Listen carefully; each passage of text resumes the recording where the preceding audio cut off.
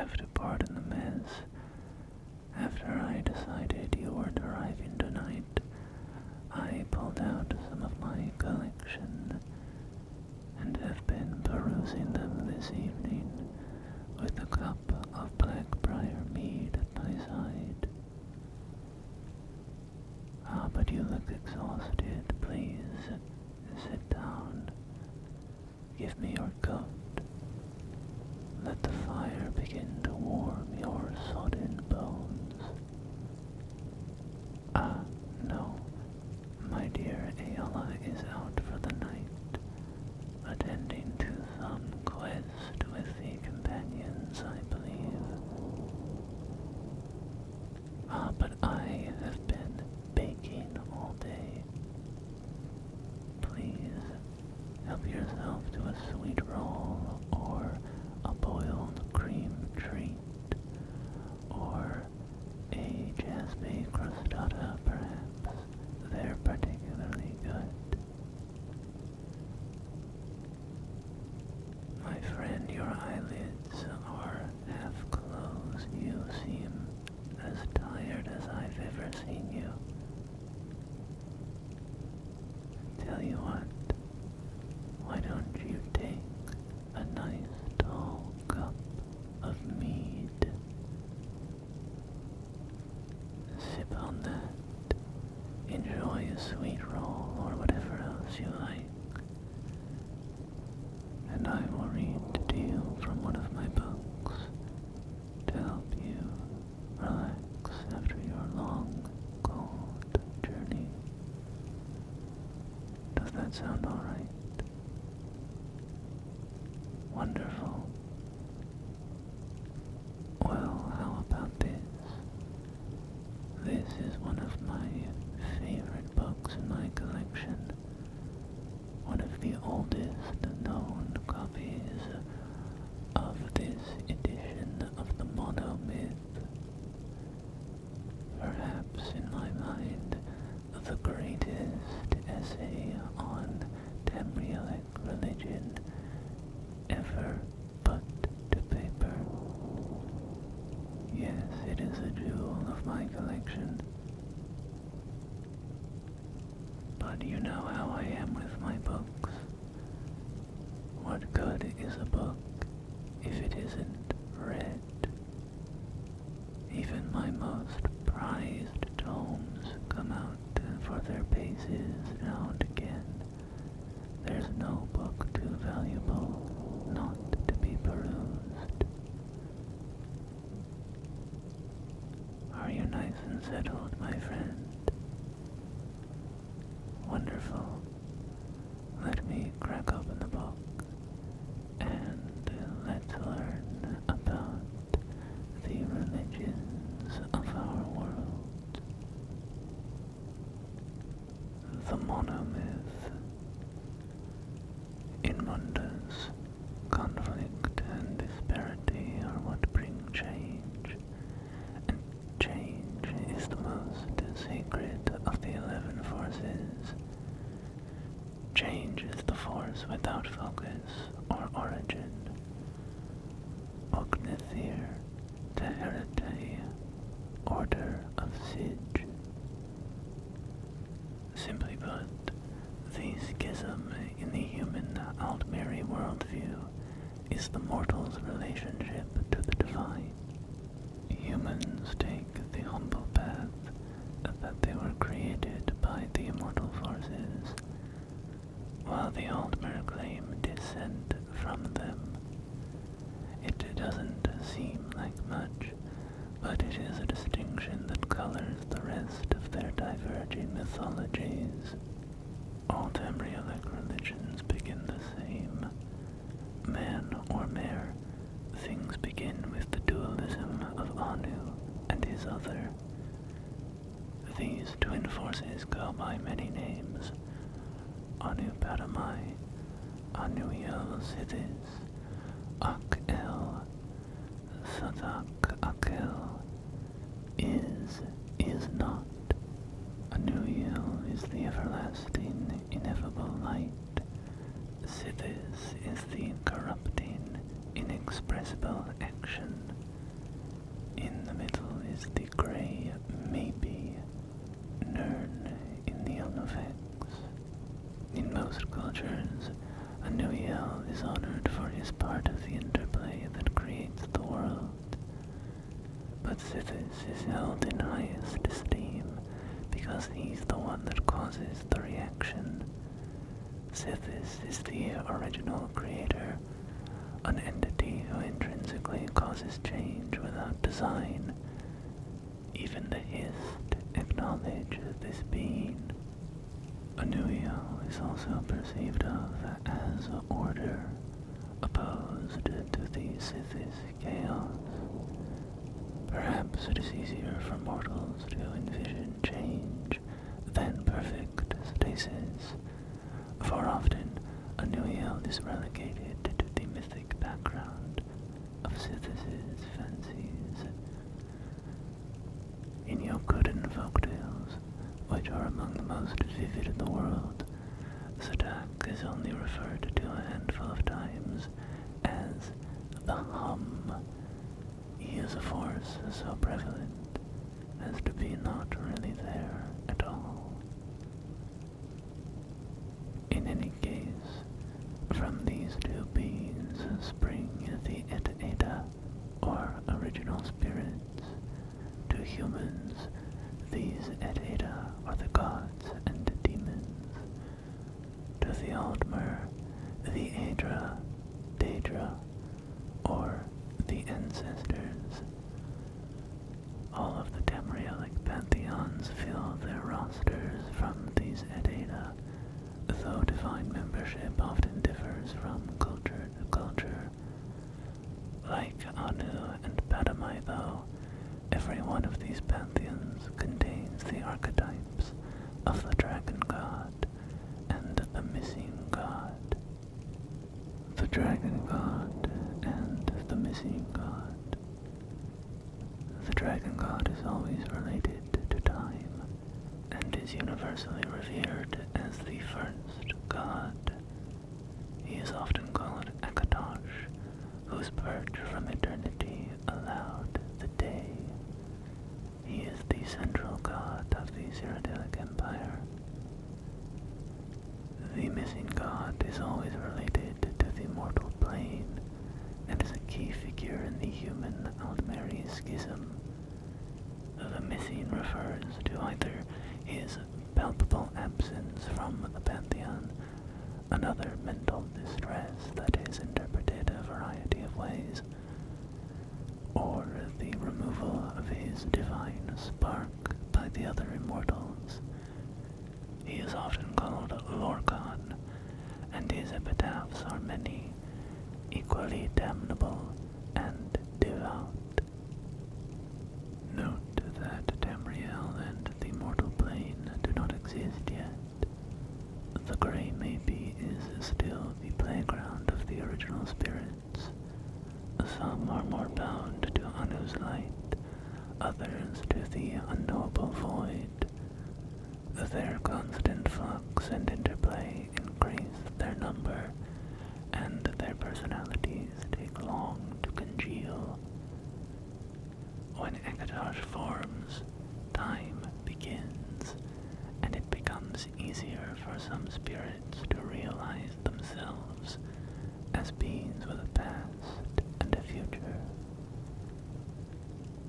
The strongest of the recognizable spirits crystallize.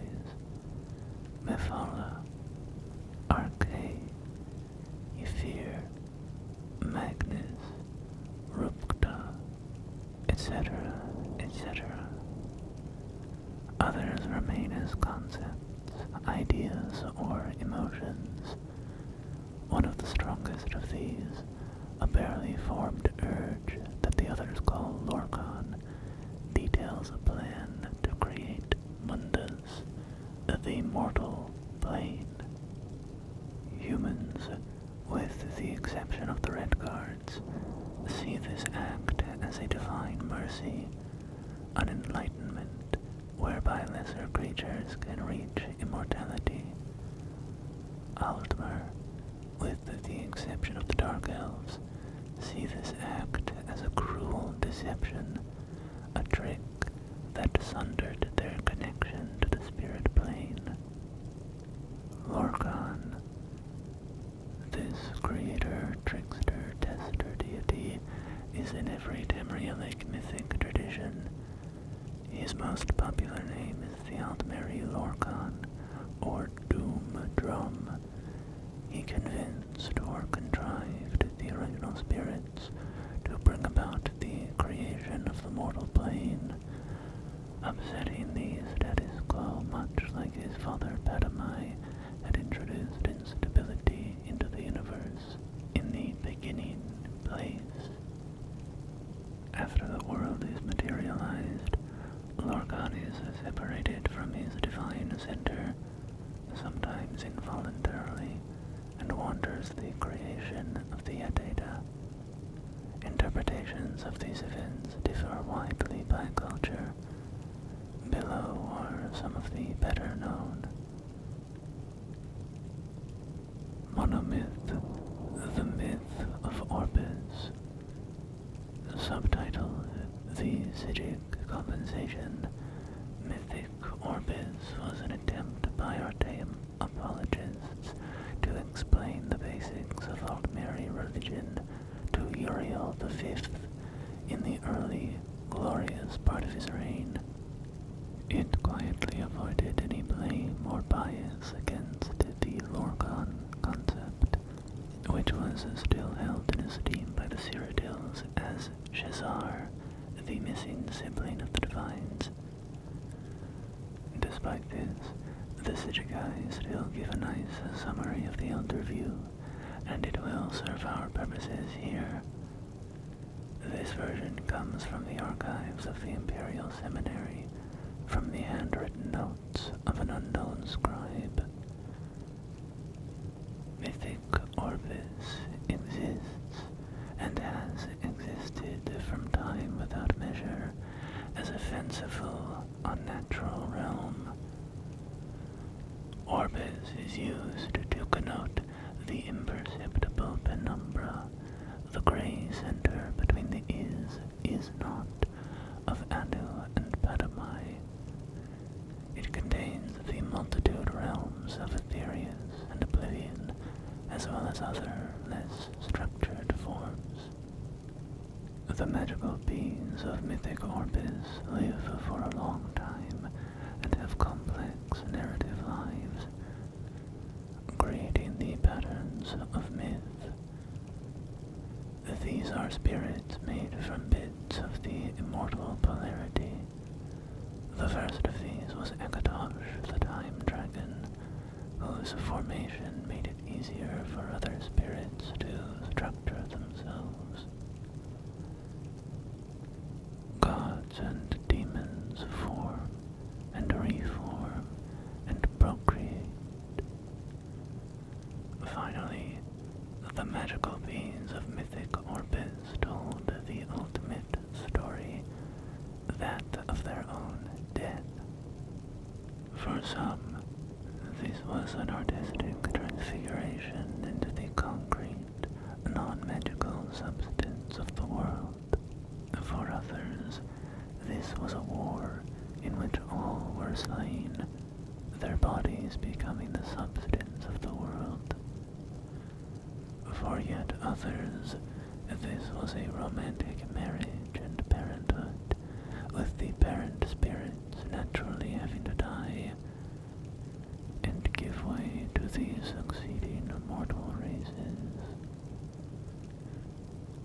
The agent of this communal decision was Lorcan, whom most early myths vilify as a trickster or deceiver. More sympathetic versions of this story point out Lorcan as being the reason the mortal plane exists at all. The magical beings created the races of the mortal Orbis in their own image, either consciously as artists and craftsmen, or as the fecund, rotting matter out of which the mortals sprung forth, or in a variety of other analogical senses. The magical beings then, having died,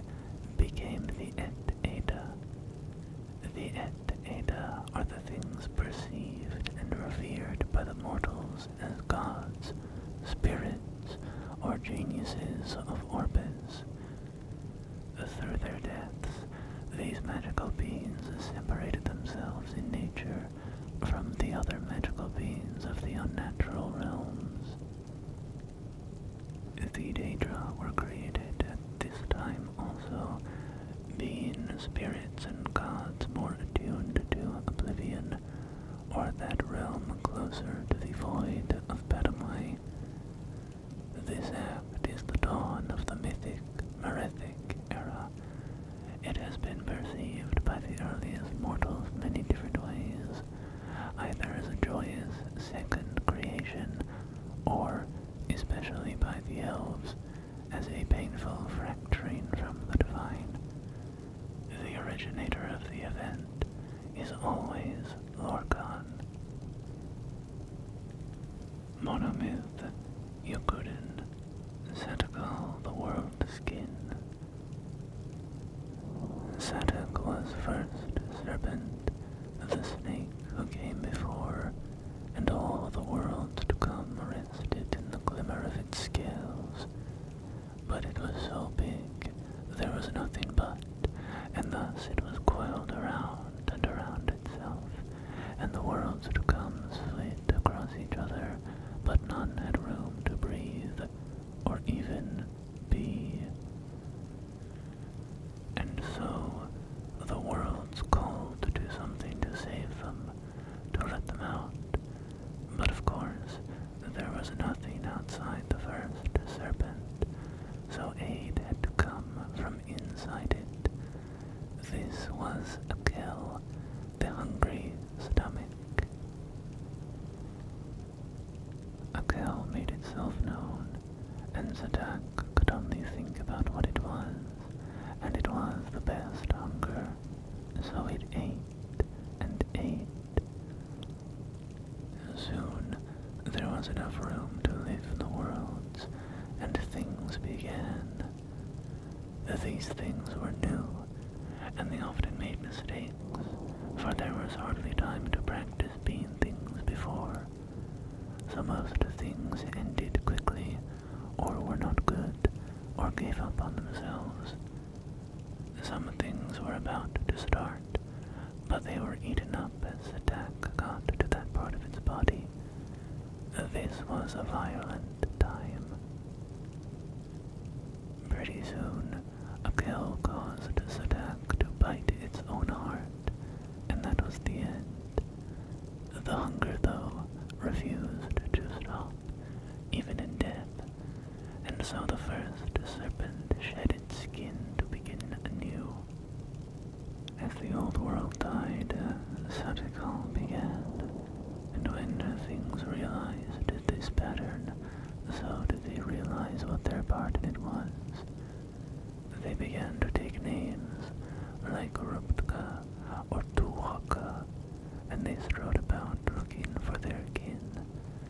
As Satakal ate itself over and over, the strongest spirits learned to bypass the cycle by moving at strange angles. They called this process the walkabout, a way of striding between the world skins.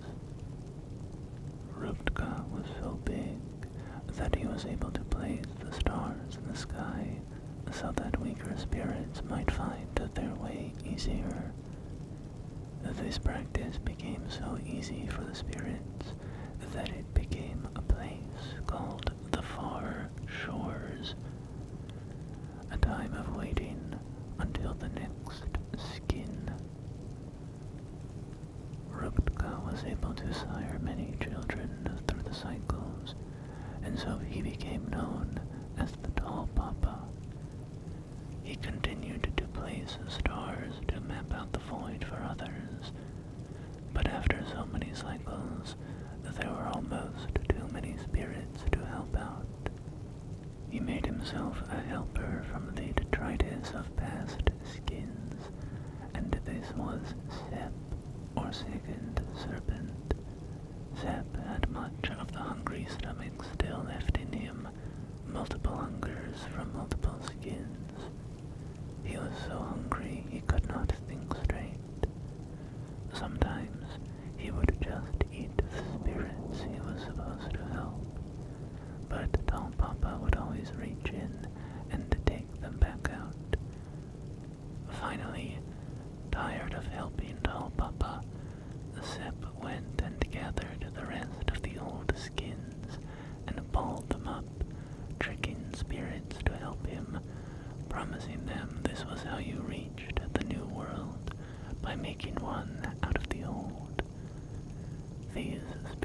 loved this way of living, as it was easier.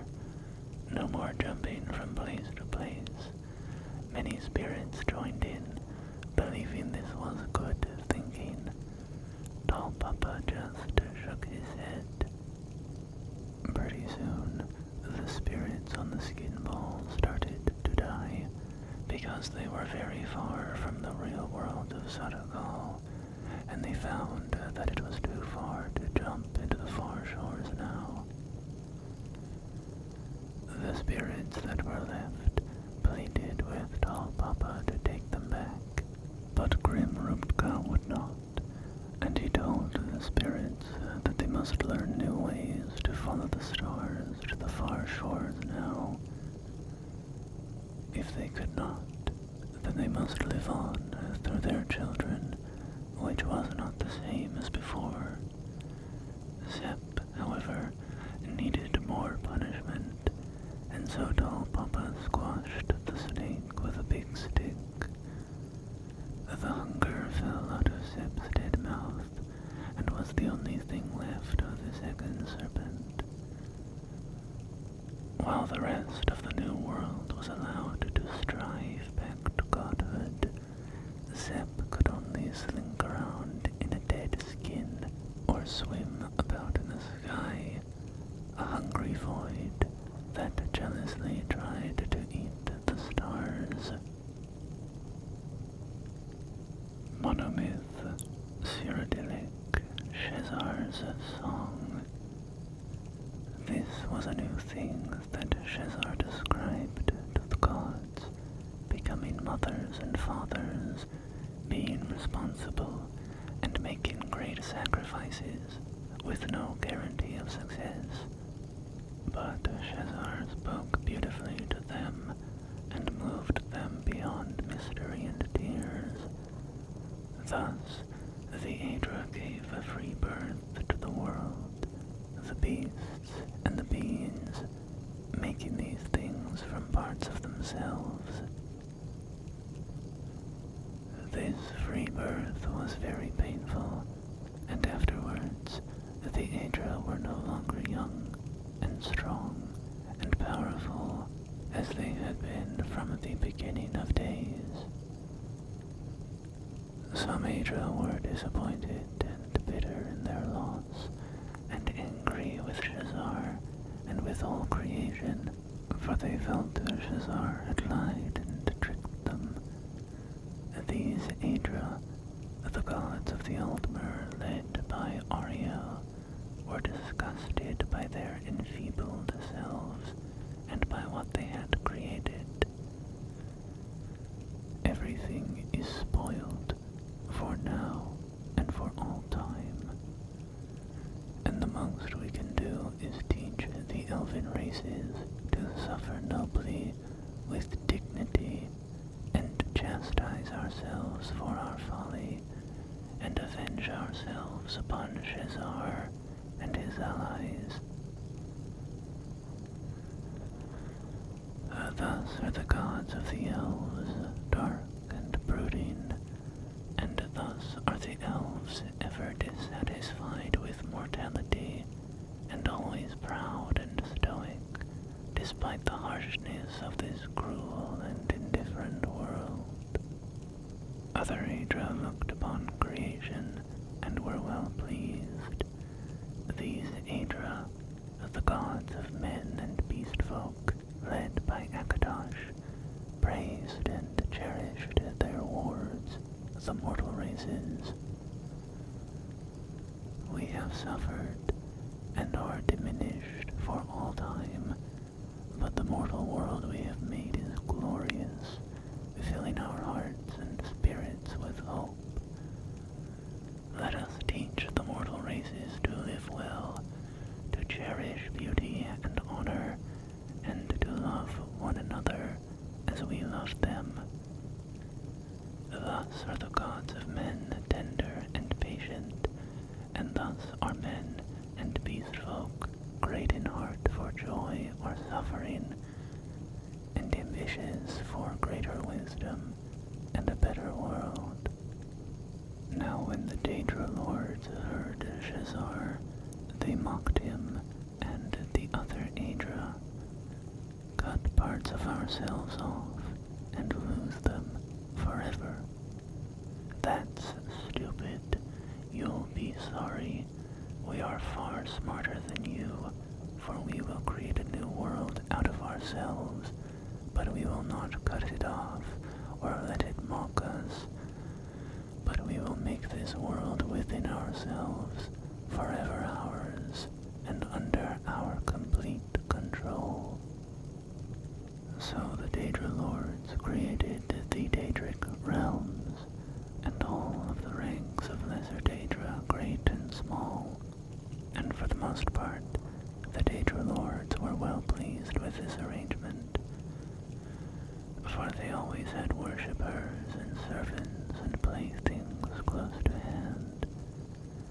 But at the same time, they sometimes looked with envy upon the mortal realms.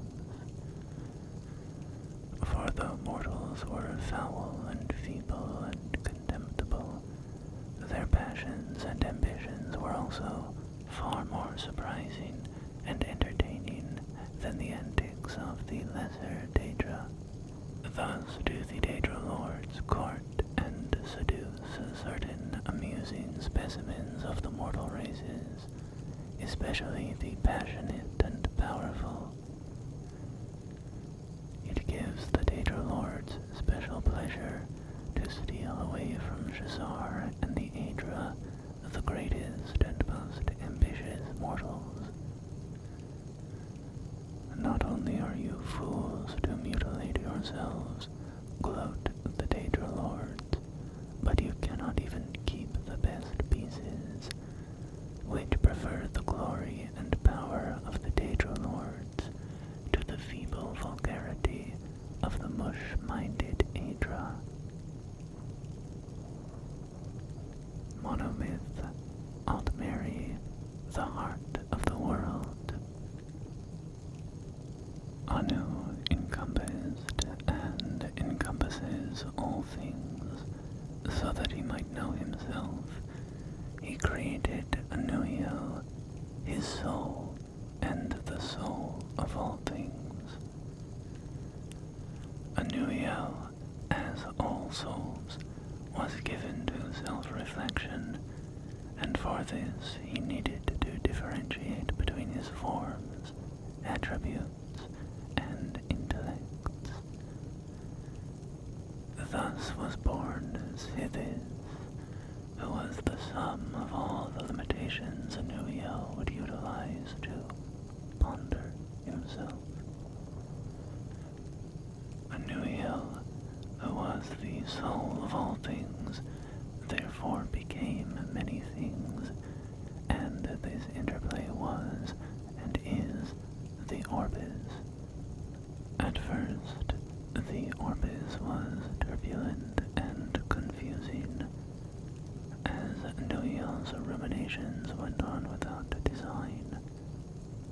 Aspects of the Orbis then asked for a schedule to follow, or procedures whereby they might enjoy themselves a little longer outside of perfect knowledge. So that he might know himself this way too, Anu created Auriel, the soul of his soul. Auriel played through the Orbis as a new force, called Time. With time, various aspects of the Orbis began to understand their natures and limitations. They took names like Magnus, or Mara, or Zen. One of these, Lorcan, was more of a limit than a nature, so he could never last long anywhere. As he entered every aspect of Anuiel, Lorcan would plant an idea that was almost wholly based on limitation. He outlined a plan to create a soul for the Orbis, a place where the aspects of aspects might even be allowed to self-reflect. He gained many followers, even Auriel, when told he would become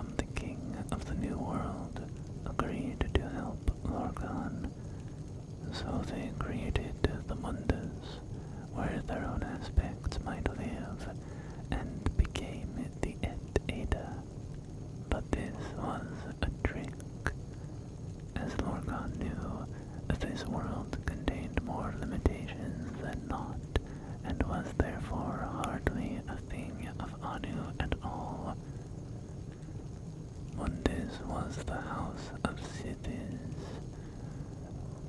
As their aspects began to die off, many of the Adata vanished completely. Some escaped, like Magnus, and that is why there are no limitations to magic.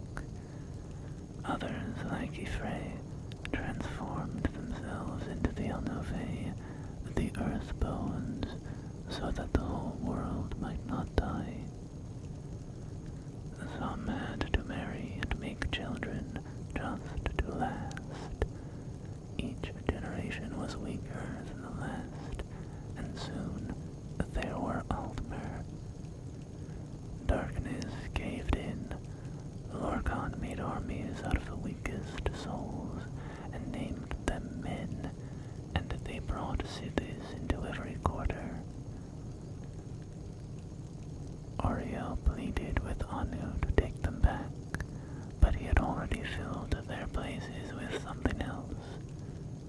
But his soul was gentler, and granted Ariel his bow and shield, so that he might save the Altmer from the hordes of men. Some had already fallen, like the Chimer, who listened to Tainted at Ada, and others, like the Bosmer, had soiled Time's line by taking Manish wives. Ariel could not save Altmora, the Elder Wood, and it was lost to men.